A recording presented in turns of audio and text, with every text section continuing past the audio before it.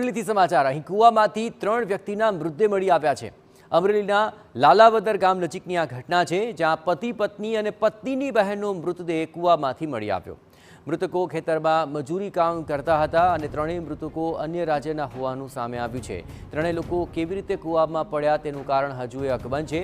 સાંસદ નારણ કાછડિયાને જાણ થતાં ઘટના સ્થળે પહોંચ્યા હતા। ફાયર વિભાગની ટીમે કૂવામાંથી મૃતદેહ બહાર કાઢ્યો હતો।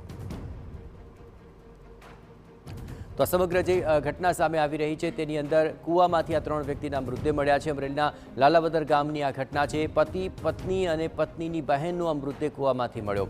મૃતકો ખેતરમાં મજૂરી કામ કરતા હતા અને ત્રણેય મૃતકો અન્ય રાજ્યના હોવાનું પણ સામે આવ્યું હતું।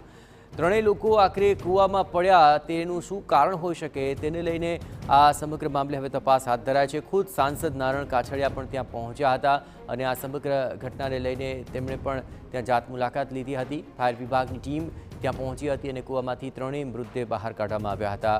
આ ત્રણેય વ્યક્તિઓ બહાર ગામના હતા, એટલે અન્ય રાજ્યના હતા અને અમરેલીના લાલાવદર ગામે તેઓ અહીં પહોંચ્યા હતા। તો સ્થળ પર સાંસદ નારણ કાછડિયા પણ ઉપસ્થિત છે, આપણી સાથે સીધી વાતચીતમાં જોડાઈ રહ્યા છે। નારણભાઈ, આખરે આ 3 મજૂરો આખરે આ રીતે તેમના મૃતદેહ મળી આવ્યા છે, આપ ખુદ પણ ત્યાં પહોંચ્યા છો, કોઈ કારણ સ્પષ્ટ રીતે સામે આવી શક્યું છે ખરું? એવું હજી કોઈ સ્પષ્ટ જાણકારી નથી, પણ 3 ડેડ બોડી બહાર નીકળી ગઈ છે કૂવામાંથી।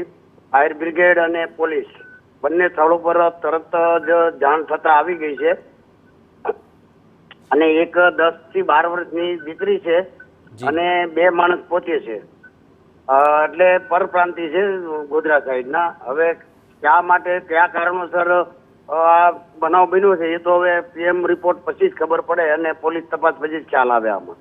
બિલકુલ નારણભાઈ, ખાસ કરીને પરપ્રાંતીય મજૂરો છે, શું મજૂરી અર્થે તેઓ અહીં કામ કરી રહ્યા હતા? જે ખેતરના માલિક છે એમાં દકુભાઈ દાનાણી લાલાવદર એ ગામના ખેડૂત છે અને એમને ખેતરે એમને ભાગ્યું રાખેલું ચણા વાવેલા જી, અને એમને ત્યાં મજૂરી કામ કરતા હતા।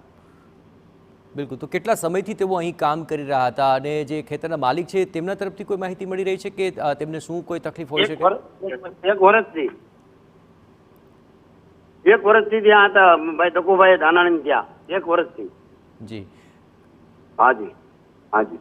ખાસ કરીને જે ખેતરના માલિક છે તેઓ જરૂર કહી શકશે કે આખરે 1 વર્ષથી તેઓ અહીંયા હતા, કેવો શું તકલીફ હતી? માલિક એ 2 દિવસ સુધી ફોન કર્યા પણ એમનો ફોન રિસીવ થતો નહોતો। પછી બાજુના ગામવાળા ચક્કરગઢ ગામ આવે, 2ની જમીન એક છેડે છે, એટલે એમને કીધું કે ભાઈ તમે તપાસ કરો ને, ત્યાં ફોન નથી ઉપડતો।